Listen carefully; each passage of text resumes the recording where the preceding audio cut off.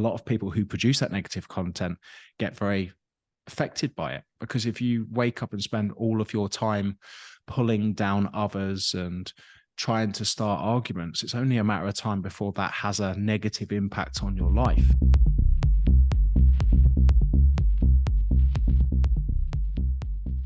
Social media has been the preeminent way of people getting fitness information for a little while now, right, Jay? And I guess when you and I started out at the beginning of our careers, it was magazines and even websites were kind of in their infancy. And we've seen a huge swing towards first social media and now podcasts. This democratization of getting fitness information across, there's pros and there's cons. I'd love your overall take on where you think the needle is in terms of positivity or negativity that the entire fitness media landscape has changed beyond recognition over the last, 10, 15 years?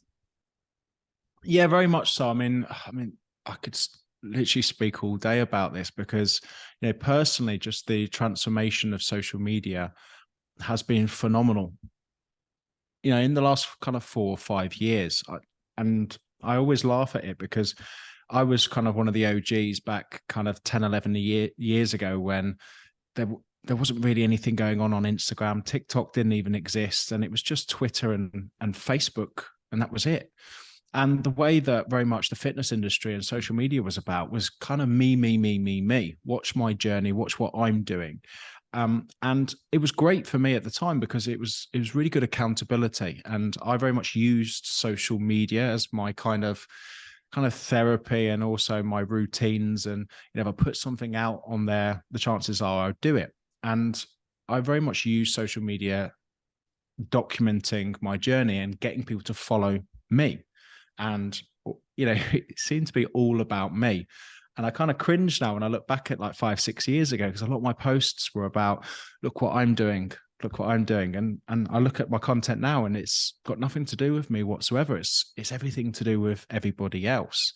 And it's kind of interesting because I've had my biggest growth on social media in the last couple of years. And it's because it's been very much focused on helping other people and seeing what people's problems are and focusing on them, not myself. So yeah, that's a massive change that I've seen through social media. Another thing that I've seen which has changed massively is attention. Now, 3 or 4 years ago, the guidelines from Facebook and a lot of other platforms were make sure that your videos are at least 5 minutes long. And now it's make sure that your videos are less than 30 seconds. So it's very, very interesting now that people are very much consuming multiple things. They're going very kind of narrow and not very deep.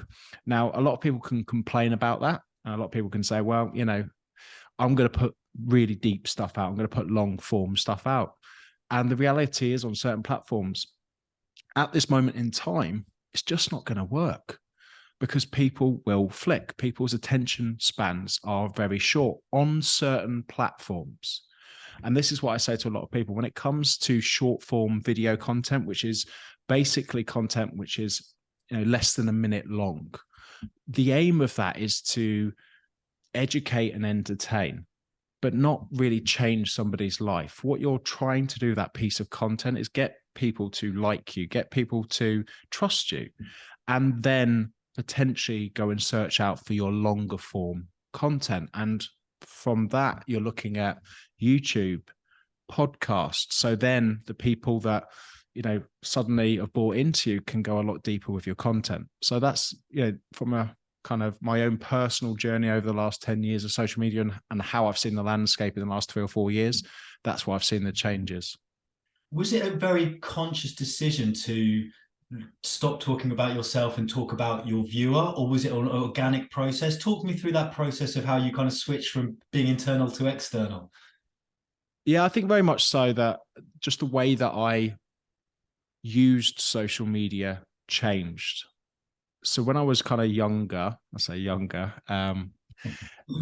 used to very much use it to document everything I ate, everything that I did. I couldn't go anywhere without getting my phone out, telling people what I'm doing and what I'm up to. And now it's just completely opposite. I have more of a private life. I enjoy not being on social media. I very much enjoy social media and enjoy creating the content, but I don't necessarily document my entire world and existence now like I used to. So for me, social media has become a lot easier because I'm not thinking about, I need to make sure that I'm taking my tripod to the gym and filming my workout. For me, I have this studio now. So a lot of my work is during the day, creating the content and then closing the door on it and going home, which is fantastic now. So I've got a much better balance of it these days. So, but that, as you said, with regards to going from kind of the internal to external, I just think, I don't think that social media has changed from going, right, now you need to just focus on others, not yourself, because once again, it depends on what it is that you are documenting. It depends on who you are and depends what it is that you're doing, because people are very intrigued and interested by other people's lives. But it's just been a natural kind of progression into just focusing more on other people. And it's been really big in the last kind of couple of years, because I started kind of going backwards on social media at the end of 2021, where I kept losing followers despite posting 3 times a day. And with any kind of consistency with that, you kind of get a bit frustrated because you're putting all of this work in and have been for the last kind of 8 or 9 years. And then suddenly it's kind of going backwards. And one of the main realizations for me was that I was just trying to be everything to everyone. I was trying to be funny. I was trying to give people nutrition and fitness tips. I was trying to do memes. I was trying to do updates. And it's very confusing to an individual. And one thing that I found that people are like is that you only follow other people for certain things. So you follow that person for their interior design. You follow that person for their humor. You follow that person for their motivational stuff. And I just made a decision to go, what do you like doing the most, Jay? And so I love talking about mindset. I love talking about, that transformation starts from the neck up, and get this right, and then everything else follows. And I just said to myself, just do that. And the minute I made a decision just to go very narrow and focus, I think in that period of time between the beginning of 2022 to now, it's amassed about 750,000 followers. So going narrower, going deeper, and keeping consistent with a theme of something has been massive for me. With attention spans, as you said previously, being massively shortened, it is all about catching someone's attention, right? And trying to get them on your journey so you can then direct them, as you said, to longer form content. The trouble with that, especially with TikTok, with Instagram, the algorithm seems to reward the controversial content, the dogmatic content, the shocking content.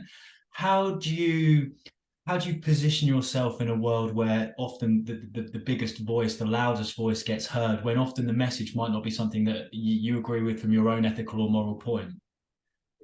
It's a lot more difficult journey. I mean, from an actual consumer, it's very natural to gravitate towards drama, things that are polarizing, and we focus a lot of attention on it.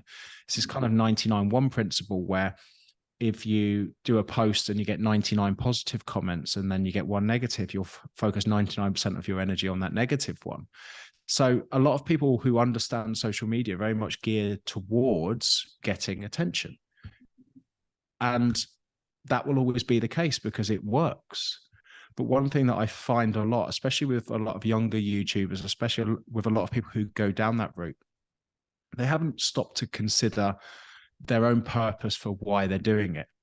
Are they really, or is all they care about getting views and building followers, or are they actually caring about actually wanting to change people's lives and make people's lives better and create an impact with your content that is usable? And I think a big thing that has grown a lot over the years of what's happened is mental health and anxiety and stress has become a lot bigger. So as much as people are very much attracted to negative content, a lot of people who produce that negative content get very affected by it, because if you wake up and spend all of your time pulling down others and trying to start arguments, it's only a matter of time before that has a negative impact on your life. And you see a lot of content creators who disappear off the face of the earth after getting a massive following, or they disappear for 6 months and they come back and they go, I'm sorry, I had to take a mental health break. So the question that I always ask myself is that if you're going to be in this game of social media for a long time, I've been in, I really started posting consistent content in 2011. So I'm 12 years in. How do I stay for another 20 years? You just want to be mindful of the stuff that you are posting, because does my content get a lot more, likes and views than maybe something more controversial? No. But in the longer term, next 10 to 20 years, it will do, because I won't be going anywhere. Because what happens when I post my content is it gives me energy. What happens when I post my content is I don't get many people arguing. What happens when I post my content is actually it leaves people better when they find it. So for me, social media is a definite long game, and really understanding what the purpose is behind it, because I will always attribute social media to my success because of the opportunities that I've had in my life, and I'm very grateful for it.